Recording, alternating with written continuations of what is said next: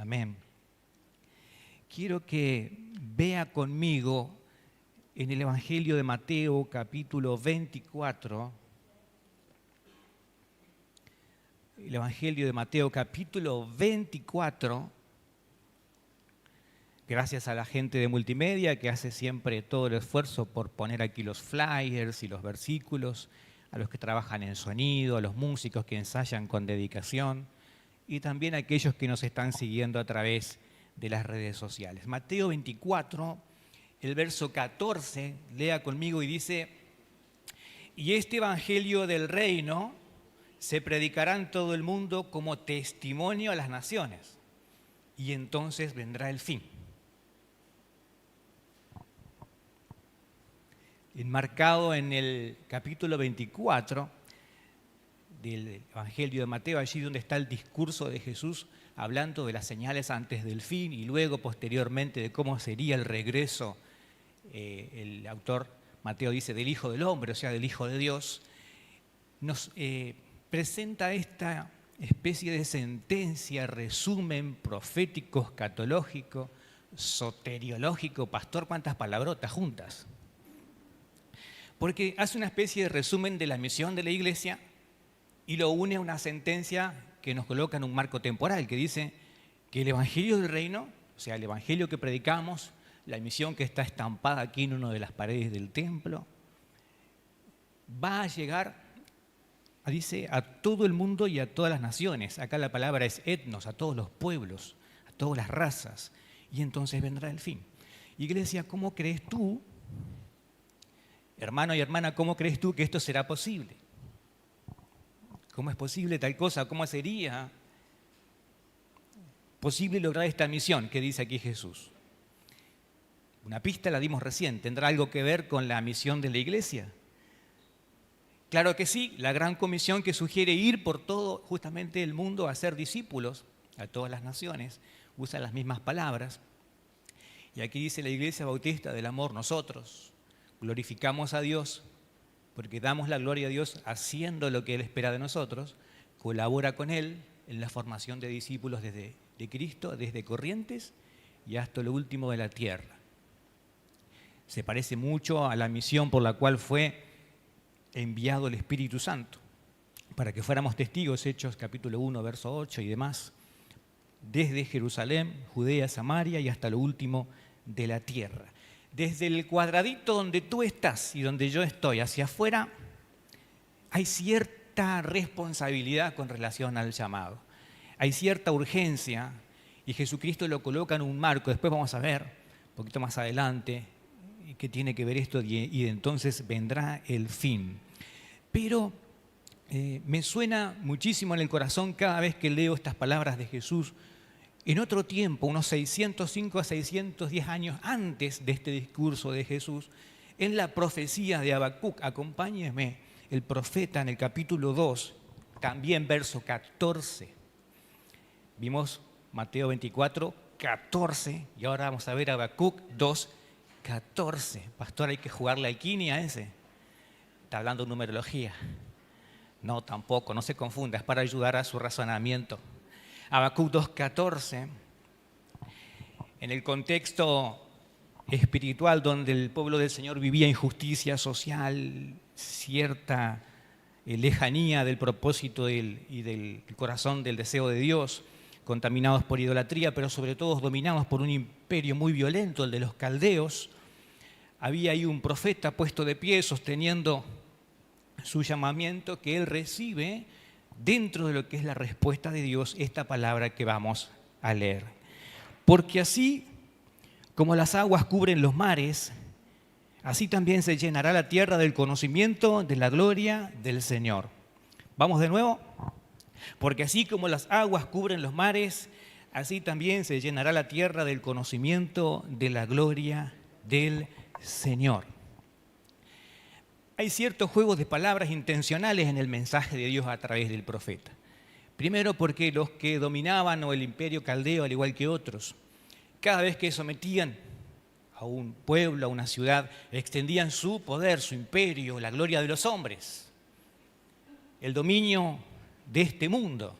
no se compara con la gloria de Dios, dice aquí en la profecía y la palabra, que tiene un aspecto presente y algunos teólogos dicen un aspecto telescópico, o sea, más adelante se cumplió en ese tiempo porque hubo salvación y alivio, momentáneo, pero lo hubo, pero también se refiere a una especie de puente teológico a Jesucristo y a la misión de la iglesia.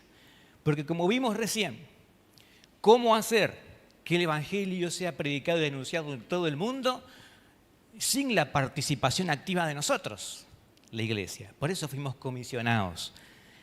Y la figura que presenta aquí es justamente la comparación del agua cubriendo todo el cauce del mar. ¿Alguien presente aquí esta mañana o que nos escuche, les tocó alguna vez ir a la orilla de algún mar y ver que el agua no está donde tiene que estar? O en un río, ver que hay una bajante o por circunstancias climáticas hay un retroceso.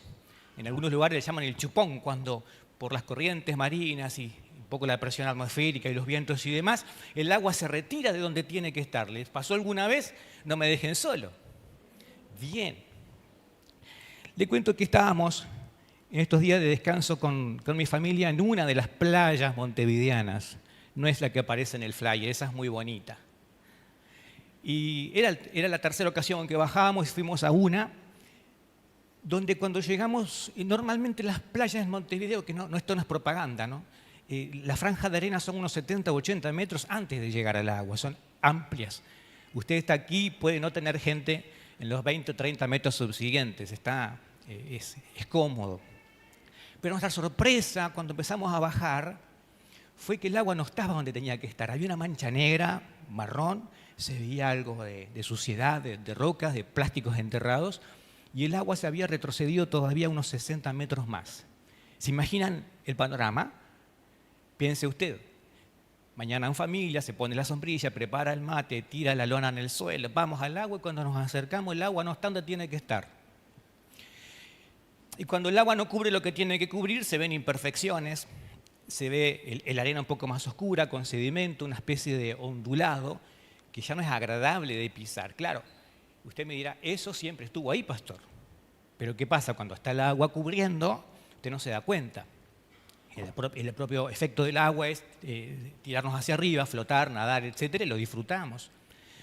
Y bueno, pudimos ver aguavivas, pudimos ver caracolas, piedritas, y también alguna otra cosa de elemento humano, la mugre que a veces hay, evidentemente, que las personas tiran en forma irresponsable y se queda enterrada en aquel lugar. ¿Cómo se imaginarán? Están todos en silencio, ¿eh? No había mucho ánimo para ver quién era el primer valiente que se animaba. Y bueno, ahí fuimos en misión exploratoria con Micaela, mi hija pequeña, y había que hacer como el buscaminas, ¿vio? Acá sí, acá no, porque había medusas muertas y algunas no tan, se hacían, y estaban ahí para llegar como a donde empezaba el agua. Y cuando empezamos ahí, mi hija me dice, no, papá, yo mejor me parece que lo pensaría, porque viste que ahí en Santa Clara del Mar hubo un tsunami, se retiró el agua, y cuando se retira el agua es porque puede venir una ola grandota.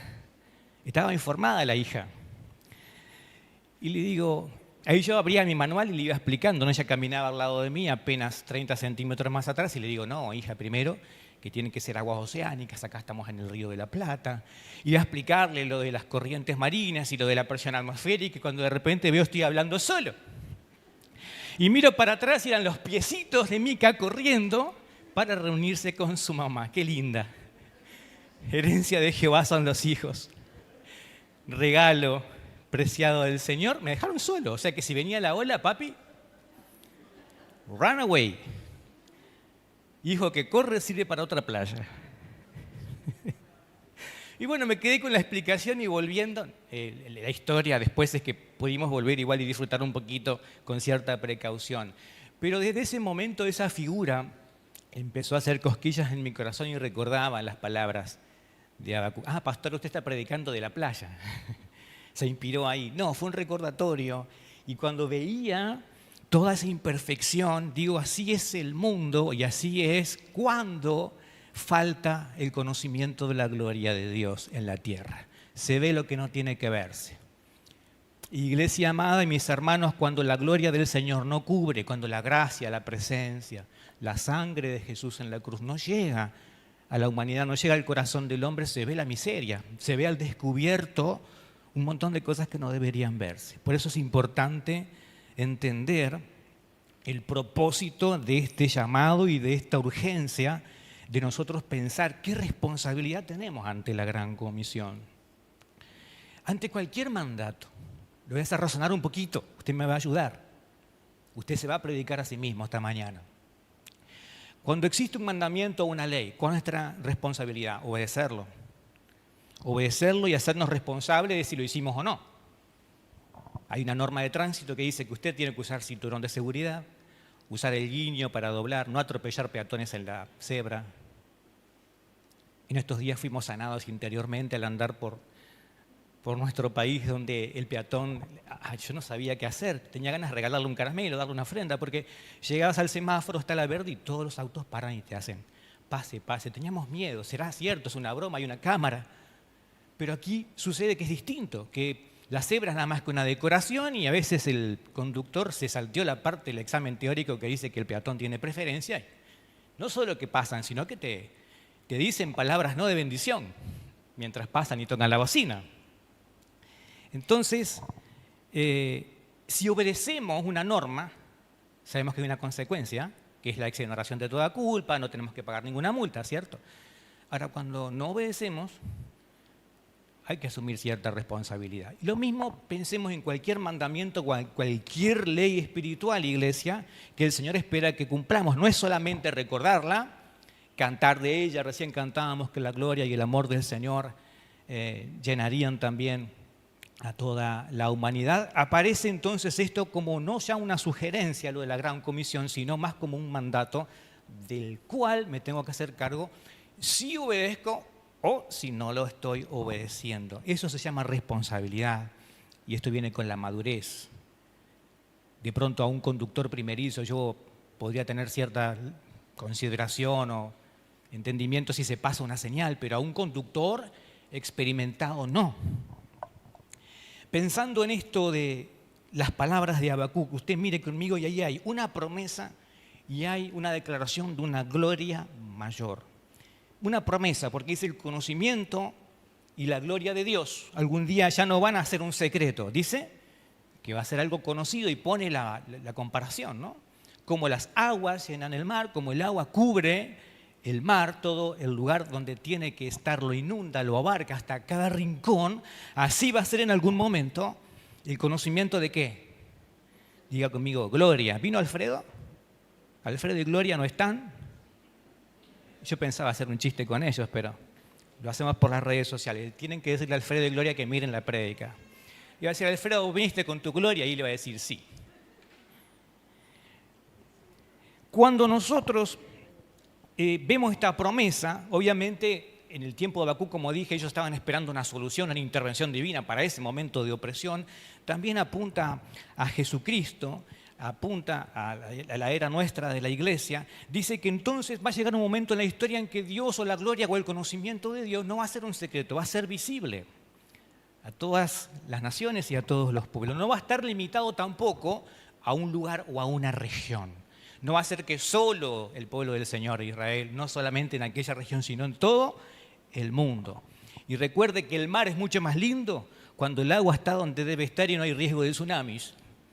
Y qué lindo que es que como iglesia entendamos la prisa y la urgencia de seguir misionando, de seguir reforzando nuestra vocación evangelizadora, porque somos los actores que Dios espera utilizar para el cumplimiento de una promesa. Esto suena fuerte. Dios prometió algo, anuncia algo en las Escrituras, de lo cual vos y yo no somos espectadores, somos actores y participantes. Tremendo. Y lo segundo que hay en Habacuc es, usted mira la promesa de una gloria mayor, porque en el contexto, como decía, estaba hablando el profeta también para colocar a la gloria de los hombres, de todo imperio opresor en su lugar, ¿no? La gloria del Señor cubrirá la tierra, el conocimiento de la gloria del Señor.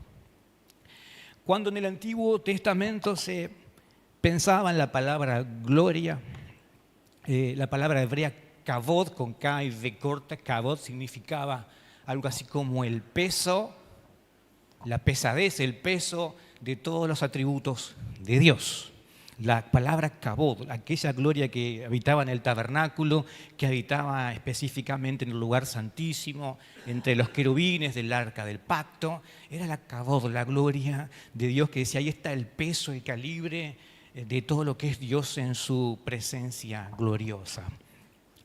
Esa gloria del Señor, el conocerla, el acceder a ella, es algo que está dentro del corazón de Dios y hace parte de la misión de la iglesia, el poder seguir reflejándola al mundo entero. La otra palabra que se conocía era la palabra Shekinah, que significa, en este caso, la gloria de la presencia cercana de Dios a su pueblo. Muy larga la definición, pero cuando hablamos de Shekinah, ustedes piensen en Dios protegiendo al pueblo en la salida de Egipto, donde había una columna de nube en el día y una columna de fuego en la...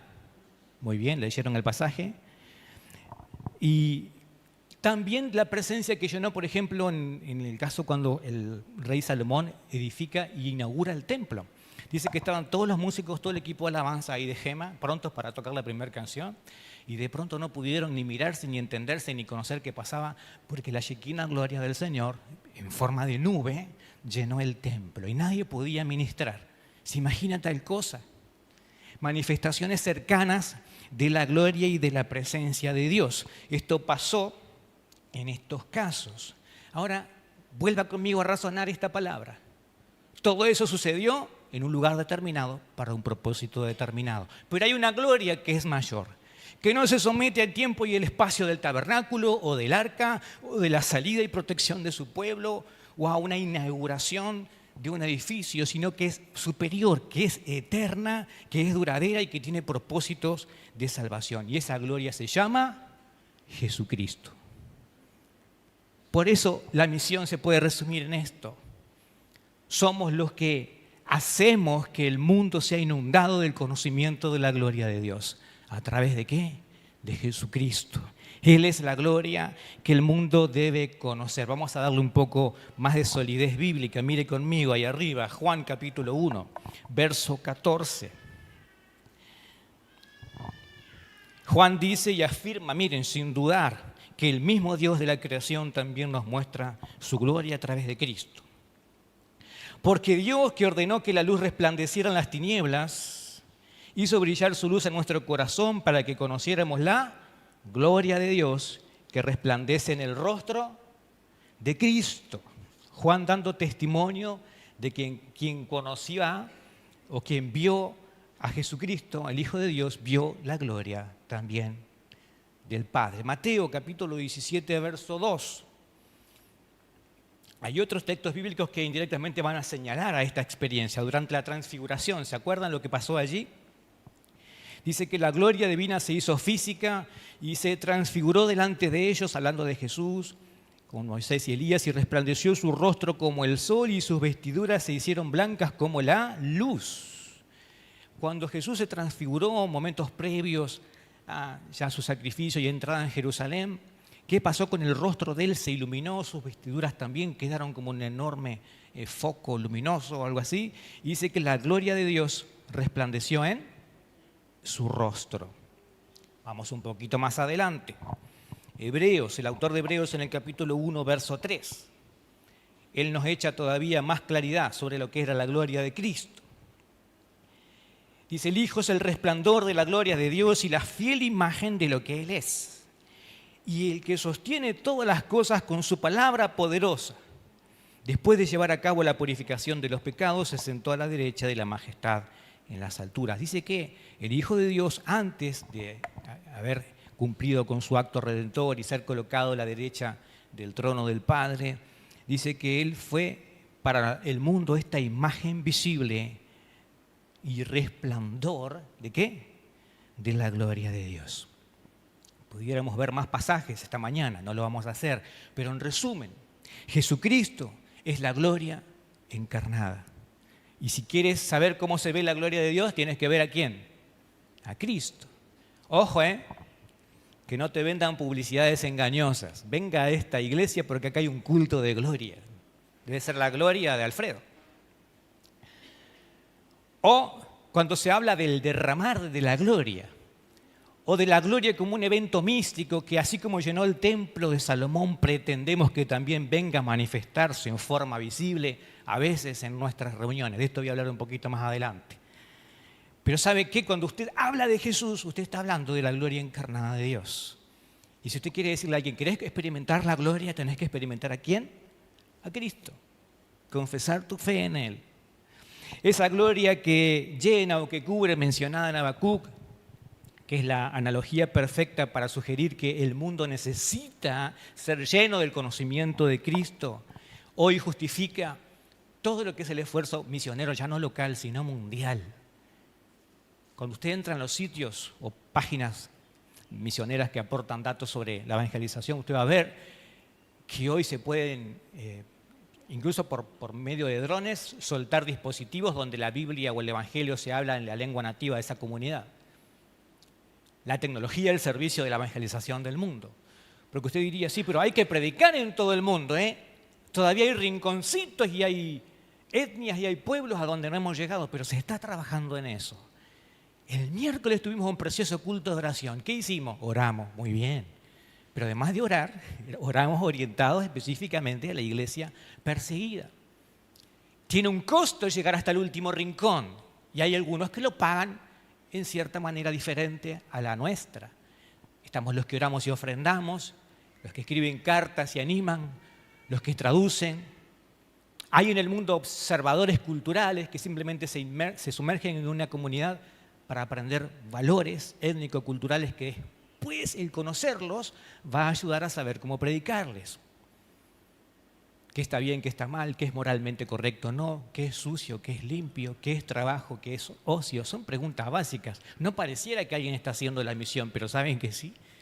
Porque ese campo de estudio, el de la antropología, el de la observación misionera, ayuda a que el equipo de traducción después encuentre la manera mejor de traducir la palabra para esa comunidad. El esfuerzo misionero mundial, del cual pudiéramos también a veces aportar datos, y usted se quedaría asombrado o asombrada tanto como yo. Hay un grupo que misiona, por ejemplo, entre la comunidad gamer. Para los que tienen más de 40, gamers son los jugadores que juegan online, desde el celular o la computadora. Hijos de misioneros o jóvenes que se loguean, que se registran, luego que están en una plataforma, que tienen comunidad. ¿Sabe qué hacen ahí? Cuando tienen el contacto, comparten el Evangelio. Usted dirá, no, pero misionero era otra cosa. Era vestirse de hippie, poner cara triste y la ropa en la punta de un palito y decir, voy a sufrir allá al impenetrable del Chaco. No, hay un esfuerzo misionero que tiene que ver con optimizar los recursos y cómo ver hasta que un diseñador gráfico, alguien que tiene habilidades en comunicación, en gestión, en programación, puede colaborar con la misión mundial. ¡Puf! Y se nos abre todo un panorama tremendo. Pero ¿saben por qué es todo esto? ¿Por qué Dios lo permite? Porque Él está interesado en que el conocimiento de Cristo y de su gloria lleguen a cada rincón, sin excepciones. Diga amén. Ante esto cabe preguntarnos, ¿cuál es nuestra responsabilidad? Primero, seguir esparciendo el Evangelio de Cristo. Recuerde esto, y lo voy a repetir una vez más. Cuando usted predica el Evangelio, está revelando a Cristo. Cuando revela a Cristo, está revelando el conocimiento de la gloria de Dios. La gloria de Dios encarnada. El conocimiento de la gloria, y no es la de Alfredo, sino la de Dios. Qué pena que no vino, ¿no? Se expande hoy a través de la iglesia. Cuando Jesús dijo, vayan y hagan discípulos, estaba poniendo en marcha este mecanismo. ¿Y saben qué es lo más lindo? Cuando yo miro al pueblo y miro a niños, ancianos, jóvenes, en esto participamos todos. ¿Por qué? Porque todos somos portadores de la gloria de Dios. Un niño, un adulto, un joven, una mujer, todos tenemos la posibilidad de ser embajadores de la gloria de Dios. Miren cómo vamos a hacer una especie de curva en la aplicación para llegar a un terreno que me interesa aludir, que es el siguiente, el de la responsabilidad ante el derramamiento universal de la gloria. En segundo lugar, además de predicar, y esto lo hago personal para mi vida y también para la tuya, iglesia, es reflejar al mundo los atributos de Dios. Usted ha visto cuando alguien desea de alguna manera alabar virtudes de otro y dice, sí, porque vos no conoces a David. David es mi amigo, no sabes cómo canta, todos los dones que tiene. Y la otra persona dice, pero yo no tengo la posibilidad de tener la experiencia personal, me toca creer por lo que vos decís. Y es difícil a veces traspasarle el corazón, el conocimiento que tiene uno de alguien a la otra persona. Pero cuando yo traigo a mi amigo y se lo presento y lo llevo a la casa de David y come con él, ahí tiene una revelación directa. Pero a veces es tan difícil explicarle a alguien que no conoce a Dios cómo es Dios, si de mi capacidad espiritual no puedo reflejar la parte de Dios que está en mí. Acá es a donde quiero llegar. Reflejar los atributos de Dios es también colaborar con que la gloria de Dios llegue a cada rincón de Corrientes. Cuando te ven a vos, tienen que ver los atributos del Dios que adoras. Pensemos en el amor es un atributo de Dios. Ese amor reflejamos al mundo. Si lo reflejamos al mundo, entonces el resto de las personas que nos ve va a ver el amor de Dios en nosotros. Siempre tiene una implicancia de compromiso doble, algo que hay que hacer y algo que hay que no hacer. Si yo amo a Dios, no puedo amar a otro Dios. El amor de Dios es Él el merecedor de todo nuestro amor. Y también implica el desafío de amar lo que Dios ama y de rechazar lo que Dios rechaza. Me estoy metiendo en otro terreno, de la responsabilidad personal. No solo que el mundo cuando te vea, en Gregoria, vos vea el amor de Dios, sino que también vea cómo tú por amor a Dios dejas de hacer algunas cosas que a Dios no le agradan. Estoy reflejando los atributos de Dios cuando amo lo que Él ama. Ama al perdido, alma al distinto, alma al que está lejos. Ahí estoy amando a Dios de una manera totalmente integral. Amo a Dios y amo lo que Dios ama. Solamente Dios puede poner amor por un perdido. Solamente Dios puede poner amor por el que está con la vida rota. Solamente Dios puede poner el amor por una cultura distinta a la tuya. Pero cuando ese amor viene, hay que dejarlo fluir hacia los demás. Cuando vos vivís esta dimensión del amor, vos estás ayudando a que la gloria del Señor, como el mar, llegue a los últimos rincones del mundo. Pensemos en la santidad, que recién la rocé de costado cuando dije sobre nuestra manera de vivir. Dios es santo, pero también nos demanda santidad. Cuando reflejamos la santidad de Dios viviendo en modo íntegro, también implica el desafío de apartarnos. ¿Vieron que hay algo que hacer y algo que no hacer para reflejar la gloria de Dios? Vivo en integridad, vivo como la palabra de Dios manda, obedezco. No solo soy buena persona, tengo buenos valores, me instruyo y vivo en aquello que predico, que instruyo a los demás. Estoy haciendo positivamente lo que Dios quiere, pero también santidad o integridad es no estar en lugares a donde me puedo contaminar, separarnos. De hecho, la palabra santidad tiene que ver con separación para consagrarnos exclusivamente a Dios. Si estás trabajando en esto, iglesia, te felicito, te aliento a que lo sigas haciendo, pero vos ya estás ayudando a que la gloria de Dios llegue a más rincones. Porque a veces pensamos que rincón es lejos y capaz rincón es tu trabajo. Capaz rincón es el almacenero de tu esquina, de la casa, del barrio, el portero, el edificio. Hay rinconcitos a donde la gloria de Dios no ha llegado porque todavía no se ha parado alguien como ustedes, una hija y un hijo de Dios verdadero, a reflejar el conocimiento de Cristo. Portadores de la gloria de Dios. Cuando trabajas en esto, en tu santidad, estás ayudando a que la gloria de Dios llegue. Pensemos en otro atributo, no los voy a nombrar todos, la justicia.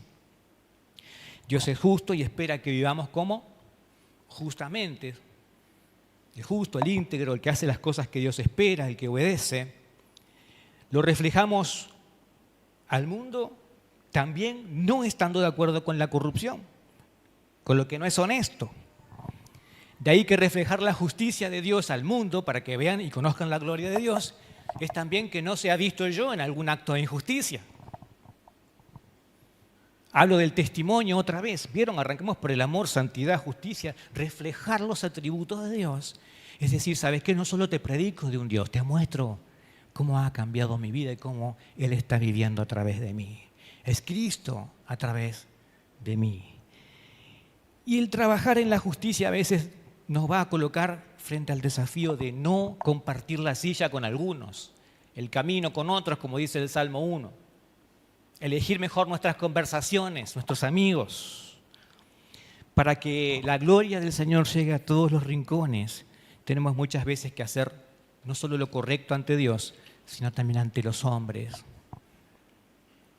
Me ha tocado en algún lugar, no aquí en la Argentina, ser invitado a predicar en una iglesia donde están enganchados de la luz. Algún día regularizaremos, me dice, pero mientras tanto, como todo el mundo lo hace, ¿cómo hablar de la justicia de Dios en tal caso? Es difícil.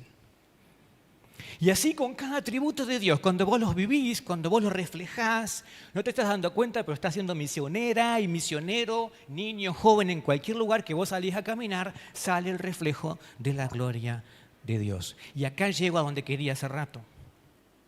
Nos damos cuenta de esto, que la gloria de Dios no es algo que tiene que descender y venirnos y poseernos, sino algo que está en mí y que yo debo dejar fluir. Desde que yo tengo 9 o 10 años frecuentaba la iglesia y escuchaba a los predictores de avivamientos. ¿Ha escuchado usted alguno? En Uruguay va a venir un avivamiento para el 2000. Parece que el 2000 era un número mágico. Y la gente va a correr. Y me ponían en el teclado a aprender. Ven, corre a la gracia. Esa canción propia de un avivamiento que ocurrió en el sur de Estados Unidos, en la ciudad de Pensacola, era una canción que prometía que cuando se tocaba, la presencia o la gloria de Dios era derramada. Y yo en ese momento obedecía instrucciones, la aprendíamos igual, le juro que con todos los adornos, con todo lo que iba, y en los cultos no pasaba nada. Porque se nos hablaba de que la gloria de Dios iba a venir en forma de esto, de avivamiento, de gente corriendo a la iglesia para confesar sus pecados, de una alabanza que no terminaba. Y recuerdan lo que les dije de la gloria de Dios, ya sea la Shekinah en el templo o en la columna de nube. Fueron eventos temporales que sucedieron, empezaron y terminaron. Pero hoy el tiempo de la manifestación de la gloria es permanente, es atemporal y está en la iglesia y está en tu corazón y en mí a través de la habitación del Espíritu. Y es Cristo viviendo en mí para ser reflejado hacia afuera. Produjo en mí cierto rechazo con el tiempo y le digo, pastor, parece que si no hay un avivamiento o no hay derramar de la gloria, es culpa de los músicos que no ensayaron. Es culpa de alguno que vino en pecado. La gloria de Dios es arbitraria, ¿por qué desciende en aquel lugar y en este otro no? Y un momento me tuve que agarrar de los pelos, los pocos que tenía, y decir, pero si la gloria ya vino y la gloria es Cristo y está entre nosotros. Es una manera indirecta de culpar a Dios. Si no hay avivamiento es porque vos no querés. No lo dicen de esa manera, pero el mensaje está encriptado. Hay lugares a donde se derrama y lugares a donde no. Y ahí están los pentecostales agarrando la bandera de que acá está la gloria del Señor, repita conmigo. Vamos, hermano, iglesia, póngase de pie, diga gloria, gloria, gloria. ¿Usted qué está haciendo? Un mantra repetitivo, igual que los brujos. Usted puede repetir 100 veces gloria, pero si usted no va a su casa, se desengancha de la luz, perdona al que no puede perdonar y paga sus deudas, la gloria del Señor que yo conozco no va a ser manifiesta en su vida. La gloria de Dios es la que perdona pecados, es la que abraza al distinto, es la que te hace humilde, es la que restaura corazones rotos. No siempre se precisa que esté bajo la lente de una cámara o un micrófono o dicho de una manera con la voz impostada, pero la gloria de Dios es real y yo la veo en vos, mi hermano, y la veo en mí. Cuando te encuentro, te abrazo y estoy abrazando a un representante de la gloria de Dios porque Cristo está viviendo a través de vos. Ahora yo quiero que te convenzas de esto, que cuando camines afuera, esta es la gloria de Dios que salió a caminar. Esta es la gloria de Dios por la Rambla Correntina. Esta es la gloria de Dios que maneja el auto. Esta es la gloria de Dios que el mundo necesita todavía, que llegue a algún rinconcito. ¡Wow! Miren las cosas que identifiqué en aquel tiempo. Que los predictores de avivamiento, manipuladores, nos quitaban la sensibilidad espiritual. Y eso no tiene que pasarnos. Cuando digo sensibilidad espiritual es que usted sea consciente de que el Espíritu Santo está en usted y usted es la gloria presente aquí para el mundo. ¿Y qué hacían los predictores de avivamiento? Es en tal lugar, va a venir una... Recuerdo a Mónica, vos te acordarás. Va a empezar por Rivera. Todo el mundo se mudó a Rivera. En Rivera, Uruguay, allá hay una iglesia porque tenía un pastor. Después yo me enteré que tenía un pastor amigo, el profeta. Y por ahí va a empezar el avivamiento y por acá iba a recorrer. Esos predictores lo que hacían era que nos quedáramos dependientes de una voz profética insegura. Y entonces nos quitaba a nosotros la capacidad de sentir y de discernir la palabra. Hoy no es muy distinto, Hoy hay maneras distintas en que se embotella y se engarrafa la gloria de Dios o la presencia de Dios, quitándole responsabilidad del hombre y culpando a Dios si se manifiesta o no se manifiesta. Hoy no se sintió la presencia, dijo alguien una vez en un culto. Y yo dije, será usted que está en pecado, porque yo cumplí con mi parte.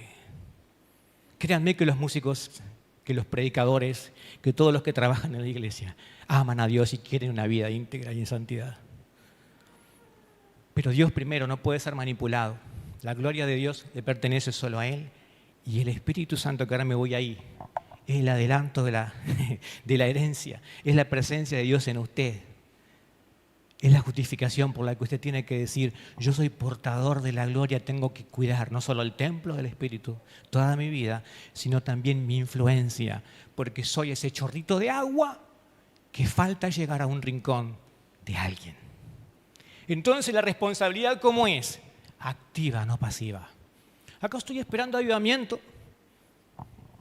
Esos movimientos que han venido y que han pasado, y los he estudiado algunos de ellos, en algunos casos he viajado a ver de cerca, fueron personas que no hicieron nada distinto a lo que podemos hacer todos. Orar, pedir perdón por sus pecados, abrazarse con el que estaban peleados, buscar al Señor con fuerza, con integridad, pero siempre fue con el propósito de darle un impulso a la iglesia, avivarla. Ahora, cuando yo pienso en la presencia gloriosa de Dios en vos y en mí, no hablo de avivamiento, hablo de algo mejor todavía que avivamiento. Y es una palabra fuerte, es una reforma espiritual. La reforma dura, el avivamiento termina. La emoción llega y termina y pasa. La transformación se queda. Los frutos de una reforma espiritual, de refundar nuestra vida en Dios, de colocarnos la meta de vivir reflejando a Cristo y Cristo en nosotros, es algo que permanece, al igual que la palabra profética de Habacuc, como una inundación que cubre hasta lo último de la tierra. Dice Gálatas 4:6, Dios envió a nuestros corazones el Espíritu de su Hijo. Dios envió a nuestros corazones el Espíritu de su Hijo. Acá hablo del rol del Espíritu Santo. La relación entre el Espíritu Santo y la presencia de Cristo en el creyente es tan íntima que a veces la Biblia sustituye una por la otra. Ambos términos en forma casi intercambiable. Miren, Dios envió a nuestros corazones el Espíritu de su Hijo. Jesús mismo dijo al momento de anunciar que se iba, no los dejaré huérfanos, sino que enviaré al Consolador. Romanos 8, verso 9. Sin embargo, ustedes no viven según la carne, sino según el Espíritu. Y si es que el Espíritu de Dios vive en ustedes, si alguno no tiene, dice el Espíritu de Cristo, no es de Él.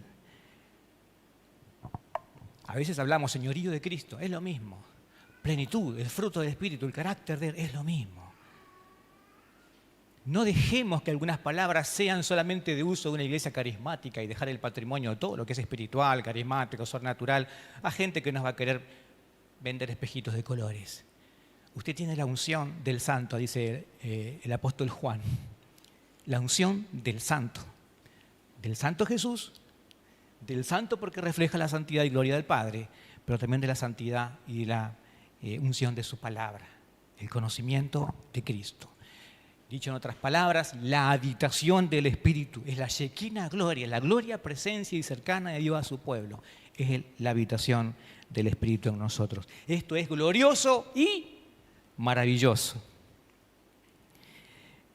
Primero, predicando. Segundo, reflejando los atributos de Dios. Tercero, ya estoy terminando, andando en unidad y sabiéndonos amados. ¿De qué manera también ayudamos a que se refleje la gloria de Dios que llega a cubrir todo el mundo? Tercero, andando en unidad y sabiéndonos amados. Me baso en Juan 17, 22 y 23 que dice, yo les he dado la gloria que me diste. ¿Nos dio la qué? Gloria. Para que sean uno, así como nosotros somos uno, para que el mundo sepa que tú me enviaste y que los has amado a ellos tal como me amas a mí. Repare un instante en esto. Quien te encarga la gran comisión te capacita y te envía, pero te ama. Porque a veces tenemos la tendencia a creer que somos obligados, cumpliendo la gran comisión, sufriendo para Cristo. Y hasta dudamos de si ya el Señor acaso dejó de querernos, de amarnos. Cuando el Señor dice acerca de la morada del Espíritu que nos iba a dar, que era para que la predicación al andar en unidad tuviera credibilidad, también dice para que sepan que los has amado. Iglesia, yo le pediría, mira al de al lado, pero no lo haga. A vos personalmente, ¿vos te sabés amada y amado por Dios? ¿Sabés cuánto te ama el Señor? ¿Se te ha revelado cuánto y de qué magnitud, tamaño y calibre es el amor que Dios te tiene? Como tanto te ha amado, tanto espera y cree en que eres capaz de reflejar ese amor y esa gloria a todos los demás. Hablando de la unidad, no es fácil. ¿Cuántas veces Jesús oró por la unidad en Juan 17, cuando Él ora por nosotros? 3 veces, para que sean uno, para que sean uno, para que sean uno. Walter, ¿cuántas veces oró Jesús para que resucitara a Lázaro? 1. Esto sugeriría que es más fácil resucitar a un muerto a que la iglesia ande en unidad. Qué difícil, ¿eh? Porque a veces creemos que la unidad es un evento geográfico, estar juntitos, cantar lo mismo, decir amén, repetir lo que el pastor dice. Pero hay un error de enfoque. Para que sean uno, sugiere que la unidad viene de Jesucristo y de la cruz. Y la unidad verdadera es estar de acuerdo en esto, en lo que predicamos, en quién somos, en cuál es nuestro adversario, pero sobre todo, cuál es la meta suprema. Cuando usted resuelve esto, no tiene excusa para la no unidad, porque usted no se confunde que su enemigo en vez del diablo es su hermano.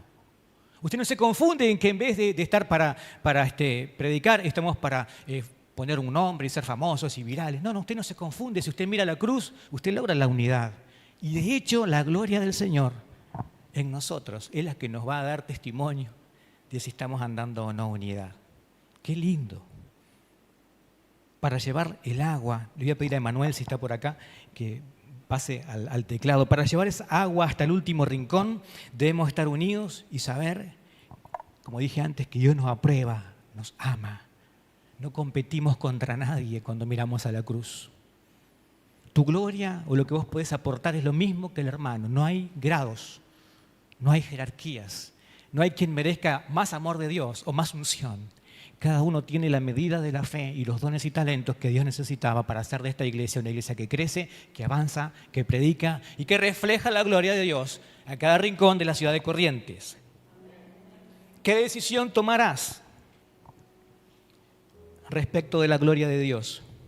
¿Saben qué? Pensando en la cruz, también se me ocurre decir, vivamos los frutos de la cruz. Así como decía, vivamos y reflejemos los atributos de Dios.